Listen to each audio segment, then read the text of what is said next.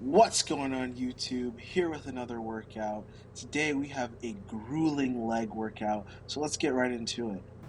I started off the workout doing deadlift. Admittedly, I haven't done deadlift in a few weeks, so I was just getting into the groove of things, wanted to see where I was. This is just 2 plates on the bar, really focused on maintaining good intra-abdominal pressure, good posture, and just really exploding up and having great mechanics. Wasn't really trying to hit a PR, but well, stay tuned. You'll see what happens. This is 315 on the bar. Again, just focused on my mechanics, focused on moving everything in the right sequence and in the right manner. Pretty happy with my posture here and how I'm moving the weight. Really, my hamstrings are the primary driver of the movement, and that's what I like to see on deadlift.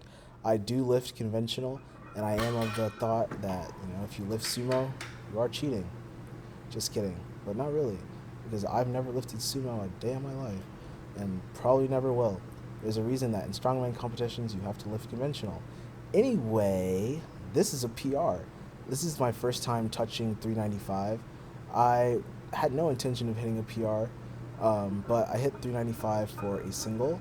As you can see here, the weight moved like relatively well, but I don't know, just touching that kind of weight, I've felt creaky, so I kind of just stopped it there. After that, I moved on into leg press. When I do leg press, I want to make sure that my quads are the primary drivers of the movement. So, in order to ensure that that's the case, I tilt the seat all as far back as it'll go. I put my feet high up on the platform, and I make sure that my lower back is glued to the chair. That ensures that my quads are accepting all the weight and they're what's moving the weight. Oftentimes, I see a lot of people using more so their posterior chain than their quads on the leg press machine. And if you want to hit your posterior chain, that's great. But I really like using the leg press as a quad movement. I threw 5 plates on there today and focused on controlling the negative, not locking out, so maintaining constant tension and going as deep as possible. The final quad movement that I did was hack squat. Started off with 1 plate.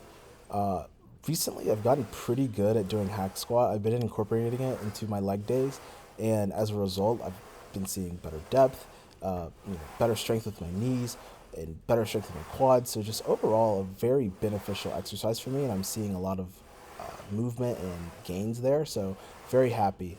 One thing that I like to focus on, or that I would like to focus on in the future, is just maintaining a more slow negative.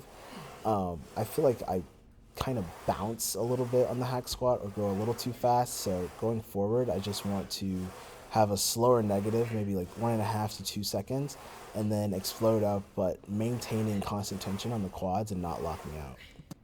And as you can see here, I do take a pause just to catch my breath and make sure I'm bracing. I even adjust my feet. Again, like I think it's just a shoe thing, but my feet tend to slide on the hack squat, so just want to make sure that I'm in the proper position so that I'm hitting the quads the way that I want to. And circling back to that idea of just having better form and having a slow negative and concentration, et cetera, et cetera. Like for the second set, or third set, I really focused on just a slow negative and not bouncing as much, and it was very grueling. I only got 8 reps by doing that. But like I said, I've been seeing a lot of progress on the hack squat, so practicing progressive overload, I'm up to 1.5 plates. Started off with just a plate about 2 weeks ago, so very satisfied with where I am on the hack squat.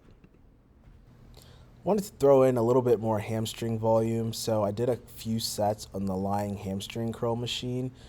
Focused on exploding up and controlling the negative, had a good tempo going. But looking at this video, this machine sucks. Like, I feel like a good lying hamstring curl machine has, like, my torso would not be parallel to the ground. I would be at like a 30 or 20 to 30 degree angle.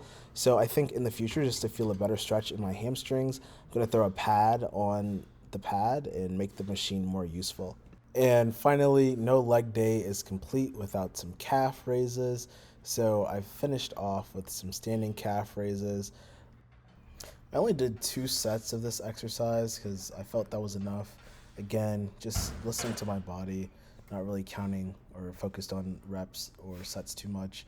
But in the second set, I did more of a pause at the bottom, so less bouncing.